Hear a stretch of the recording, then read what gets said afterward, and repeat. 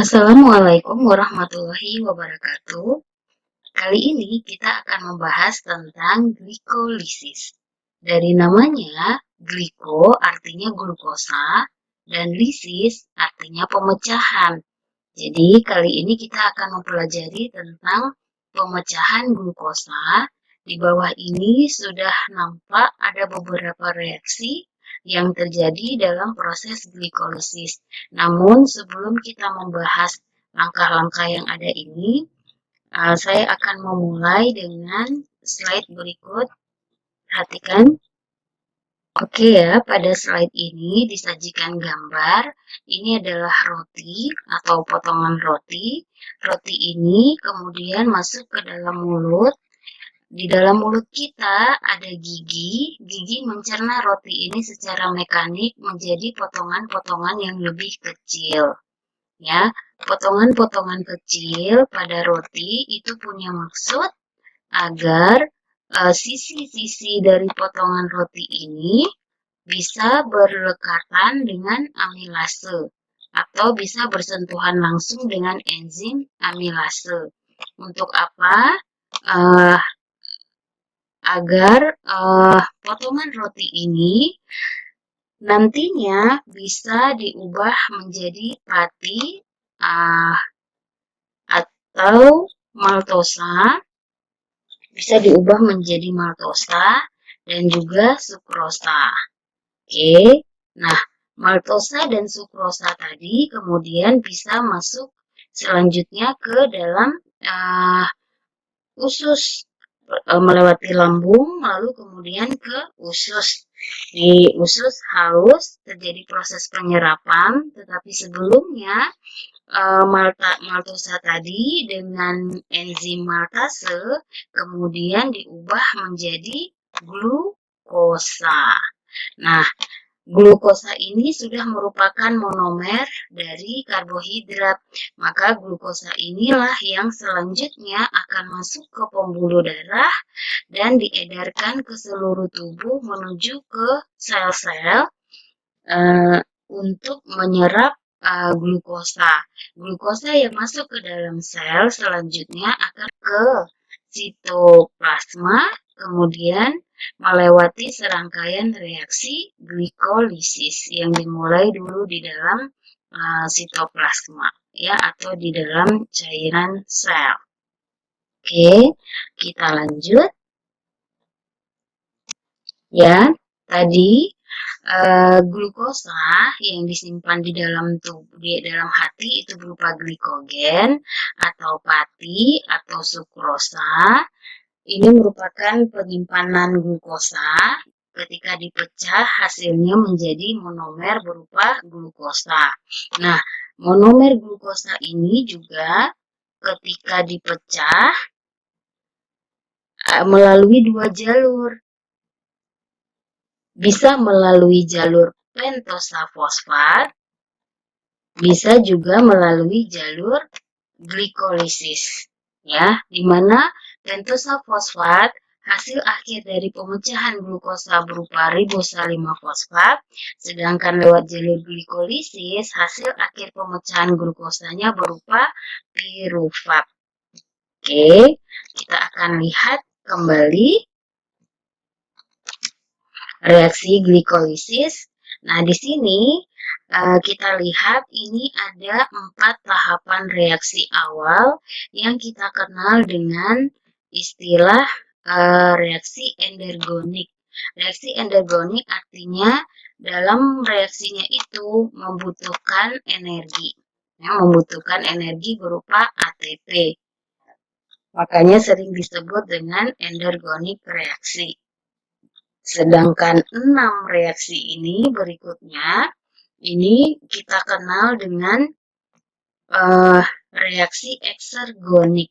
Artinya dalam proses reaksi ini itu dikeluarkan atau dihasilkan ATP.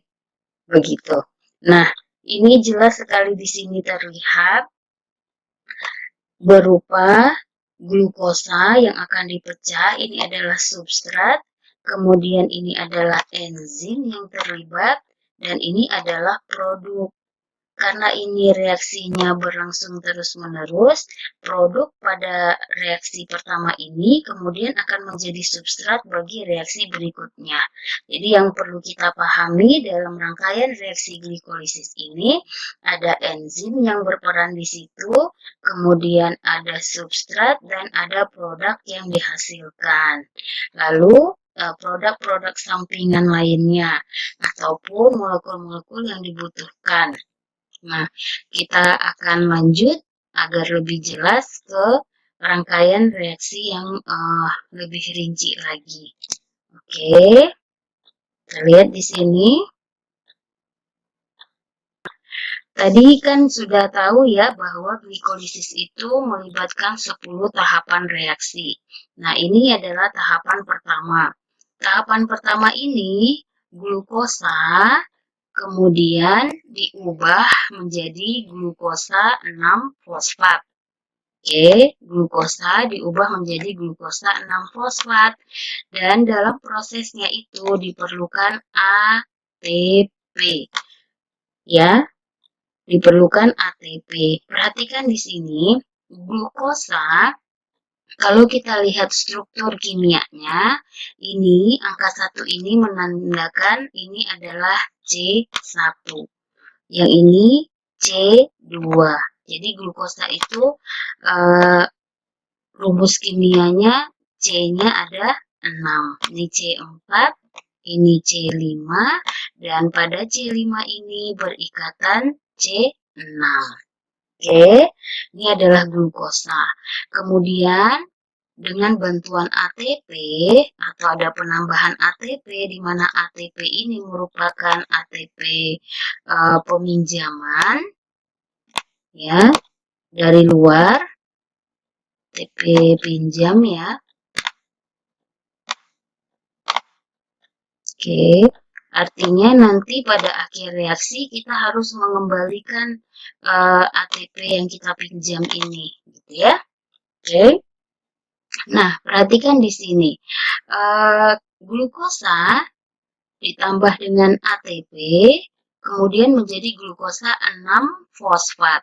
Artinya 6-fosfat ini ada penambahan gugus fosfat yang didapat dari ATP ini ke atom C nomor 6 di sini. Nah, jadi peristiwa ini pada tahap 1 ini disebut dengan fosforilasi atau penambahan gugus fosfat pada apa? Pada atom C nomor 6 di sini. Oke, makanya namanya menjadi glukosa 6-fosfat. Lalu enzim apa yang terlibat? Enzimnya disebut heksokinase. Oke, sekarang kita lanjut ke reaksi berikutnya. Ke tahapan berikutnya. Oke, sekarang kita masuk ke tahap 2. Di tahap kedua ini, glukosa 6-fosfat kemudian menjadi fruktosa 6-fosfat.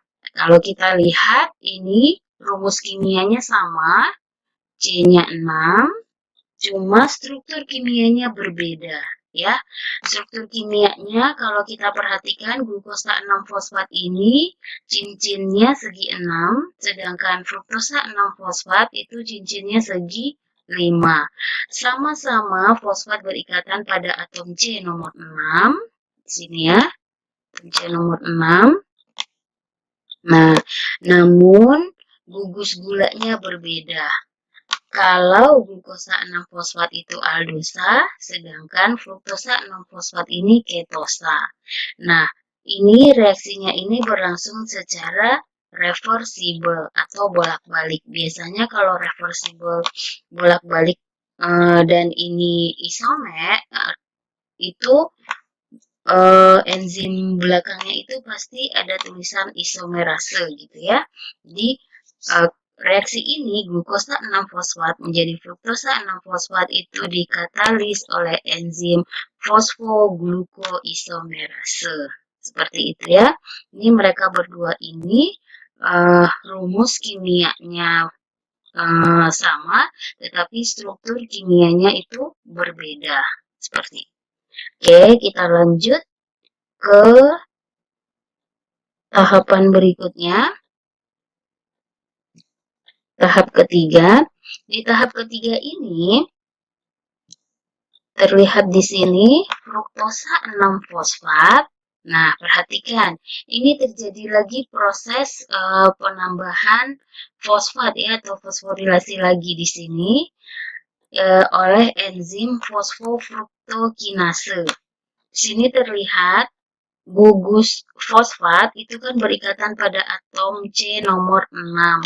Kemudian dengan peminjaman ATP lagi, nih ATP-nya juga pinjam ya dari luar. Jadi ingat, yang dipinjam itu harus dikembalikan lagi.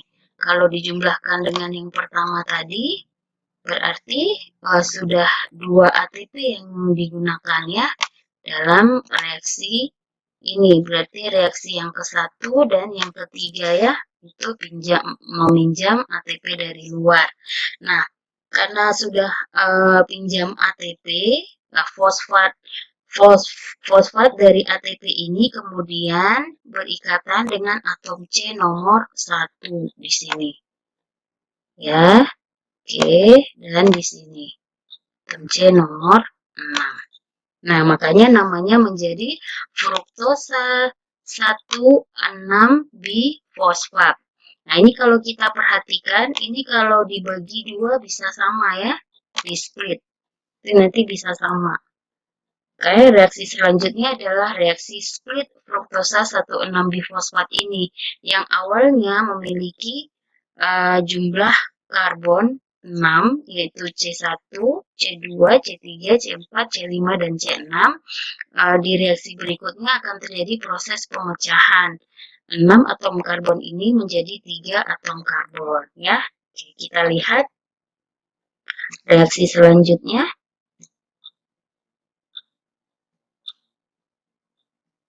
Oke, di reaksi selanjutnya ini, di sini terlihat fruktosa 1,6-bifosfat, kemudian ini dipecah, ya.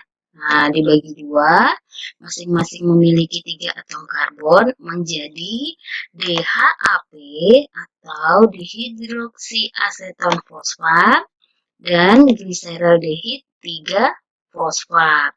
Nih, oke. Ini lihat, ini atom C nomor 1, C nomor 2, dan C3. Ini juga C1, C2, dan C3. Seperti itu. Oke, nah reaksi ini dikatalis oleh enzim aldolase. Oke, ini adalah tahap keempat, di mana fruktosa 1,6-bifosfat kemudian diubah menjadi DHAP dan gliseraldehid 3-fosfat. Oke, sekarang kita lanjut ke tahapan berikutnya.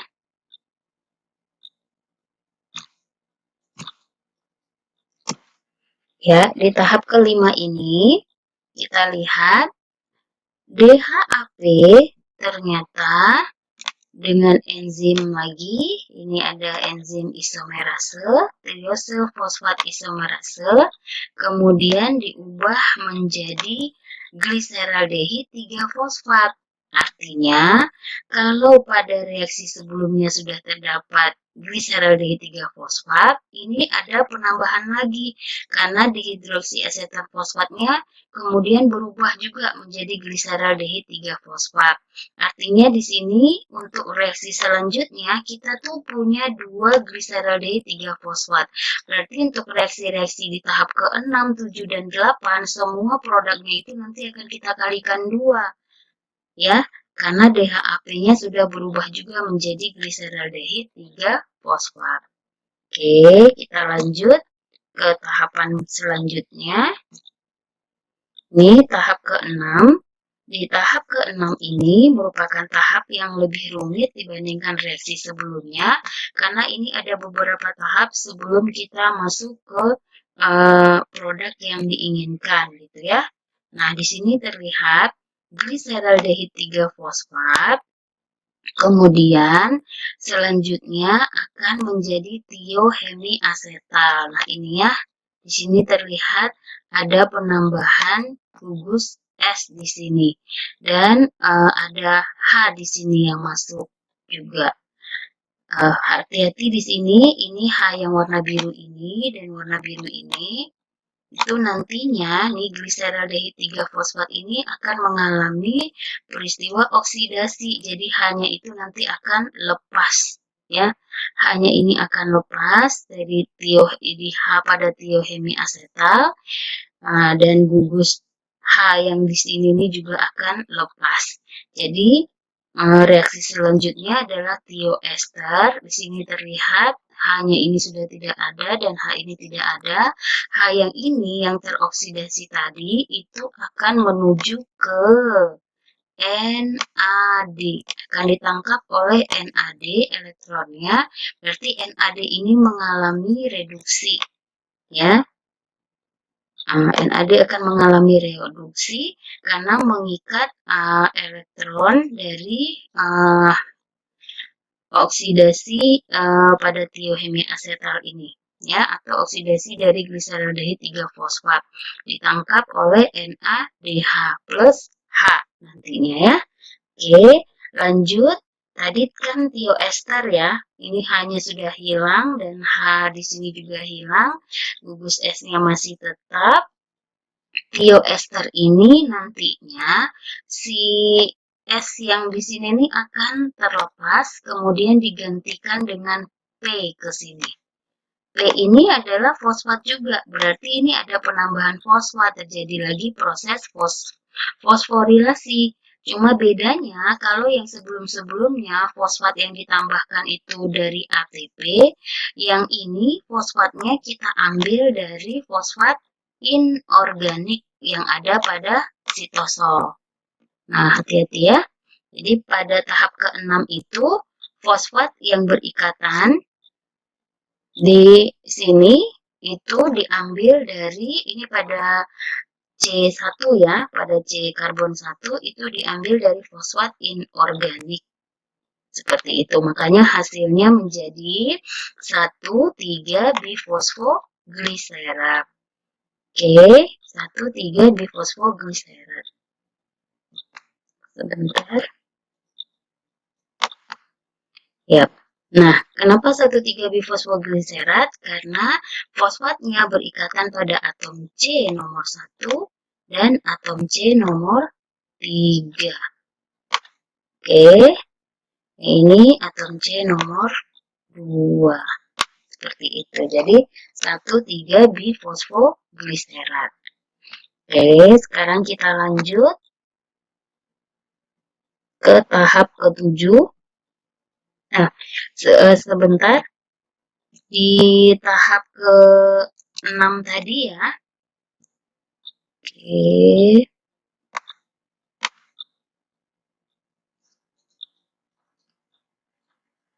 Nah, di tahap ke-6 tadi, ingat, ini ada di produksi NAD. NADH ya. Nah, jadi ada diperoleh NADH. Ingat lagi, gliseraldehid 3 fosfat itu kan ada dua ya, dua molekul. Otomatis NADH yang terbentuk ini juga dua NADH. Jadi reaksi pembentukan dua NADH pada proses glikolisis itu terjadi pada tahap ke-6. Itu jangan lupa. Oke, kita lanjut. Tahap ke-7.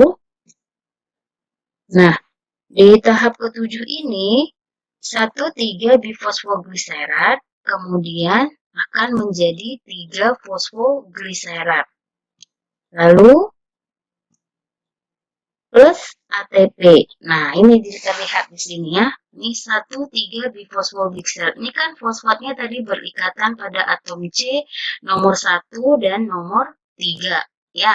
Nah, atom C yang nomor 1 ini akan terlepas. Diberikan kepada atau ditangkap oleh ADP sehingga hasil akhirnya menjadi ATP. Ya, yang awalnya fosfatnya 2, kemudian mendapatkan tambahan fosfat dari 1,3-bifosfogliserat, menjadi T berjumlah 3 ya, adenosin trifosfat di sini.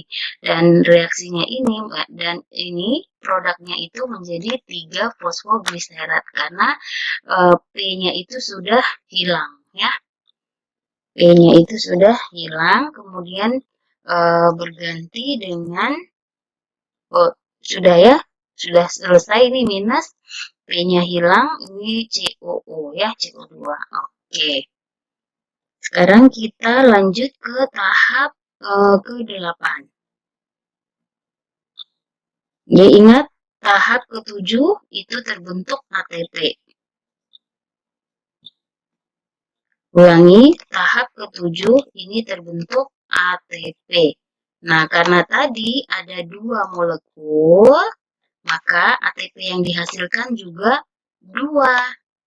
Jadi 2 ATP yang pada reaksi tahap ke-7 ini menggantikan penggunaan 2 ATP yang di awal tadi. Ya, penggunaan ATP yang di awal di reaksi ke-1 dan reaksi ke-3. Jadi ini menggantikan reaksi tahap 1 dan reaksi tahap 3 yang mengambil ATP dari luar, peminjaman ATP. Jadi di reaksi tahap ke-7 ini menjadi impas, sudah dikembalikan 2 ATP-nya. Oke, sekarang kita lanjut ke tahap selanjutnya. Di tahap 8, ini cuma terjadi proses pemindahan atau relokasi fosfat aja. Jadi dari 3 fosfogliserat, artinya ada fosfat pada atom C nomor 3, itu berpindah ke atom C nomor 2 di sini. Ya, ini fosfatnya. Jadi hanya proses pemindahan fosfat, berarti enzimnya itu ada mutasenya nanti di sini ya. Nah, hanya proses pemindahannya saja. Gugus fosfatnya dari 3 fosfogliserat menjadi 2 fosfogliserat. Oke. Fosfogliseromutase enzim yang terlibatnya ya. Oke, sekarang kita lanjut ke tahap ke-10, ke-9. Di tahap ke-9 ini 2 fosfogliserat kemudian menjadi fosfoenol pirufat. Nah, ini fosfatnya juga terlepas ya di sini. Dan perhatikan ada terbentuk H2O ya. Ada terbentuk air di sini. Nah, H2O ini dari mana? Nah, dari sini. Gugus hidroksil ini akan lepas, makanya hasilnya jadi CH2, dan H-nya ini juga akan lepas, makanya kemudian terbentuk H2O. Ini dikatalis oleh enzim enolase. Ya, proses ini dikatalis oleh enzim enolase. Dan ini P-nya di sini juga nanti akan terlepas di reaksi selanjutnya. Perhatikan di sini terbentuk H2O. Ini karena ada 2 molekul juga di sini, berarti H2O-nya jadi 2 juga. Ingat kembali, ada 2 molekul karena tadi DHAP telah berubah menjadi gliseraldehid 3 fosfat. Jadi pada tahap ke-9 itu kita memperoleh 2 H2O. Oke ya, sekarang kita lanjut ke reaksi terakhir atau ke tahap terakhir, yaitu tahap ke-10. Nah, di tahap ke-10 ini ingat baik-baik, kan tadi PEP, fosfoenolnya nanti akan terlepas ya. Fosfoenol pirufat itu terlepas, kemudian diberikan kepada ADP ini. Oke, diberikan kepada ADP, hasilnya menjadi ATP. Fosfoenol pirufat, jika kehilangan gugus fosfatnya menjadi pirufat dengan atom C berjumlah 3. Oke, inilah hasilnya. Jadi ingat, ini juga ada 2 molekul, maka dihasilkan juga 2 pirufat dan 2 ATP. Oke. Untuk lebih tahu lebih lanjut secara umum dari ke-10 reaksi ini, kita bisa melihat di kesimpulan tadi. Sebentar, kita lihat dulu keseluruhan. Jadi sebelum kita menyimpulkan ya, ini reaksi-reaksi yang berlangsung tadi.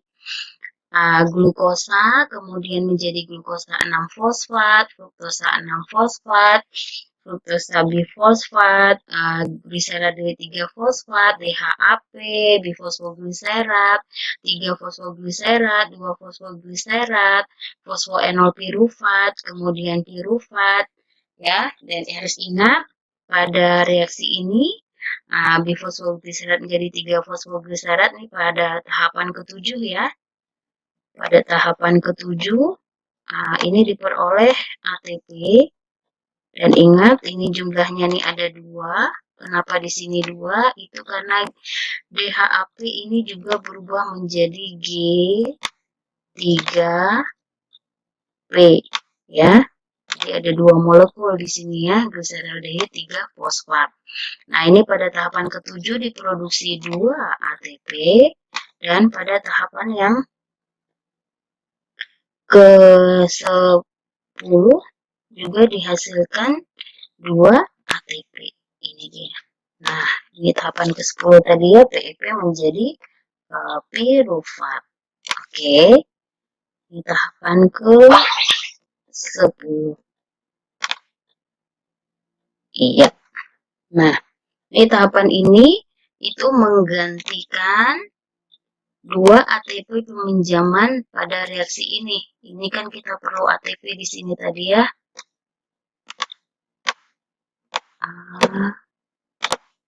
ATP. Oke, dan di sini. Sini ya, kita juga perlu ATP tadi ya.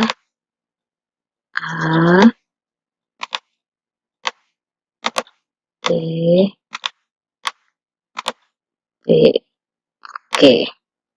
1 dan 3 ya. Sudah?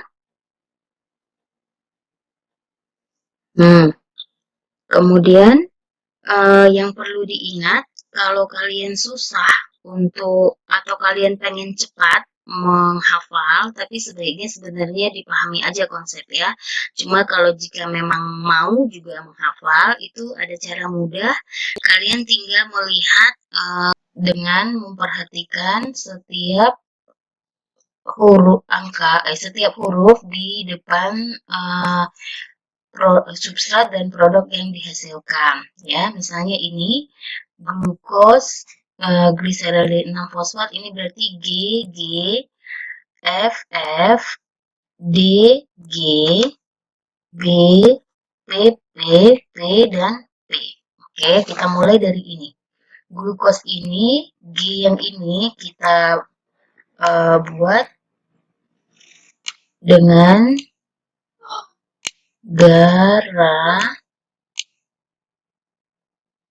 Oke. Yang ini juga gliserade 6-fosfat ini juga kita gara-gara juga. Sama ya, hidem.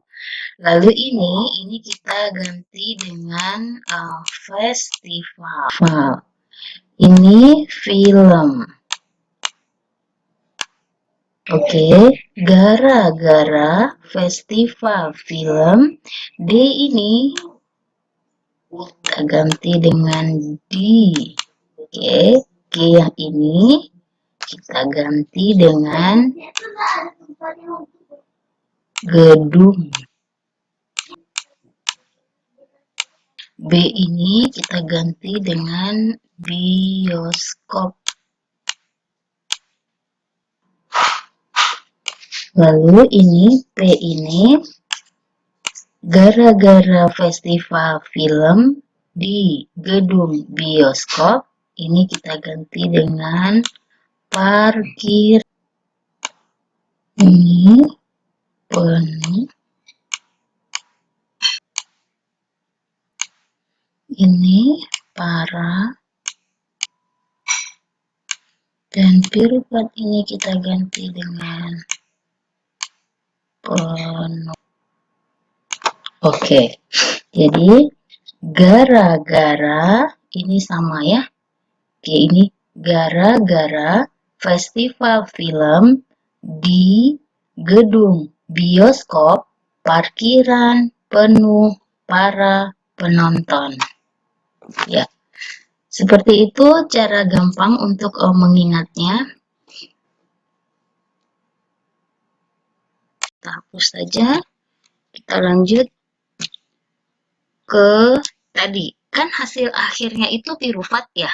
Nah, pirufat pada glikolisis ini dia selanjutnya kemana gitu ya. Jadi tadi kita udah pahami bersama bahwa glikolisis yang rumus kimianya seperti ini, C6H12O6 ini melewati 10 rangkaian reaksi, hasilnya akan terbentuk pirufat.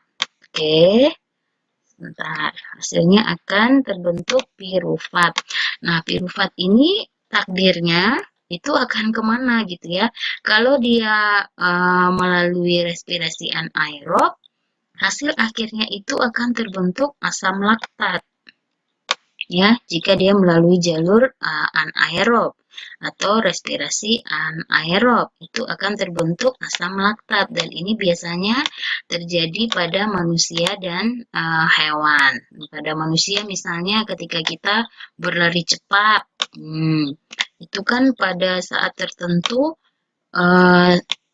kondisi selnya itu kekurangan oksigen. Jadi yang dia lakukan adalah memecah glukosa ini melalui jalur anaerob, yang mana efek sampingnya itu akan menghasilkan asam laktat sehingga kita merasa pegal-pegal di kaki ya.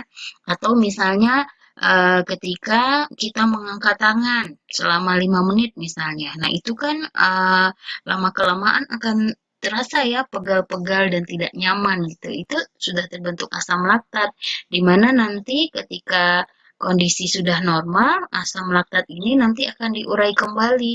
Nah, untuk terurainya asam laktat itu syarat utamanya diperlukan oksigen juga, seperti itu.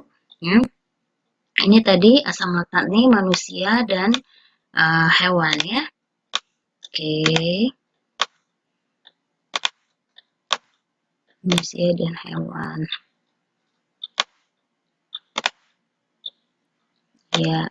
Kemudian kalau pirufat ini melalui respirasi aerob, maka hasil akhirnya nanti akan terbentuk ini, CO2 dan H2O. Kita kan baru sampai di sini ya. Glikolisis itu baru sampai di sini aja tadi kita ngebahasnya.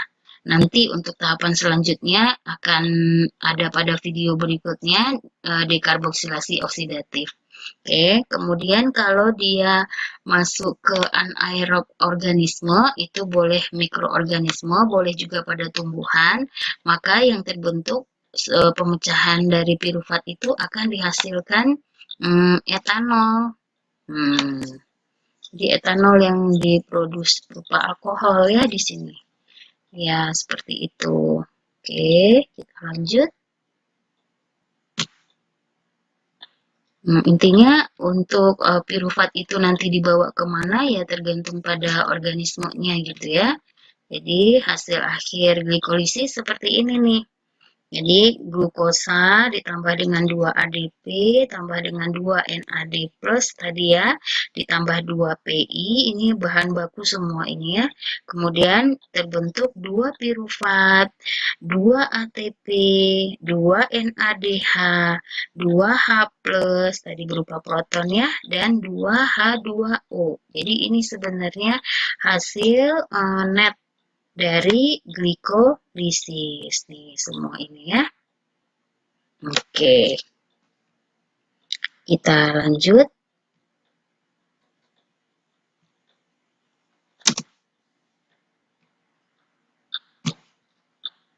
Nah, setelah mengetahui semua tahapannya, berarti kita bisa bagaimana menyimpulkan definisi dari glikolisis. Jadi, glikolisis itu adalah rangkaian reaksi yang mengubah glukosa menjadi 2 molekul pirufat. Kemudian proses ini dihasilkan ATP. Reaksi glikolisis yang tadi, yang 10 tahapan itu sering dikenal dengan Embden-Meyerhof pathway. Oke. Glikolisis, kalau mau melihat reaksinya itu secara keseluruhan sudah ada di sini. Ini ada 4 tahapan reaksi dan enzim-enzimnya. Jadi dari glukosa menjadi glukosa 6-fosfat ini perlu ATP karena fosfatnya sudah diberikan ke glukosa 6-fosfat maka akan terbentuk ADP. Enzim yang mengkatalisis adalah heksokinase.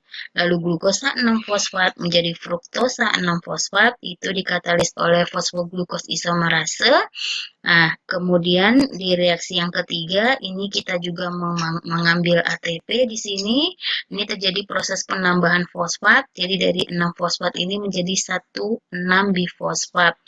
Reaksi enzim yang mengkatalisnya fosfofruktokinase, karena P-nya sudah diberikan ke fruktos, 1,6-bifosfat, maka ini menjadi ADP. Lalu fruktosa 1,6-bifosfat menjadi gliserol D3-fosfat dan DHAP. Ini menggunakan enzim aldolase. Jadi di sini tadi proses pemecahannya 1,6-bifosfat ini. Nah, ini jangan lupa DHAP tadi kemudian diubah menjadi gliseraldehid 3-fosfat. Makanya reaksi selanjutnya selalu dikalikan 2 hasilnya ya, 2 NAD, 2 NADH, 2 ADP, 2 ATP seperti itu. Ini 1,3-bifosfoglycerat, lihat semuanya menjadi 2 molekul. 2 molekul 1,3-bifosfoglycerat dengan enzim fosfogliserat kinase menjadi 3-fosfogliserat. Ya, ini kehilangan P. Jadi dari ini menjadi ATP ya. Jadi diberikan ke ADP, kemudian jadi ATP. Jadi fosfat pada atom C nomor 1 diberikan ke ADP sehingga hasilnya menjadi 2 ATP. 3 fosfogliserat menjadi 2 fosfogliserat itu dikatalis oleh fosfogliserat mutase. Kemudian selanjutnya 2 fosfogliserat dengan enzim enolase menjadi fosfoenol pirufat. Nah, ini selanjutnya fosfoenol pirufat menjadi pirufat itu dikatalis oleh pirufat kinase. Ini juga terbentuk 2 ATP. 2 ATP pada reaksi ke-7 ini, sebentar, 2 ATP pada reaksi ke-7 ini digunakan untuk mengembalikan ATP yang dipakai di reaksi yang ketiga dan reaksi pertama. Oke, makanya di sini di yang langkah ke-7 ini dibikin jalur impas gitu ya, atau reaksi impas mengembalikan hutang di awal. Oke. Demikian reaksi glikolisis, semoga bisa dipahami dengan baik. Ibu akhiri, Assalamualaikum warahmatullahi wabarakatuh.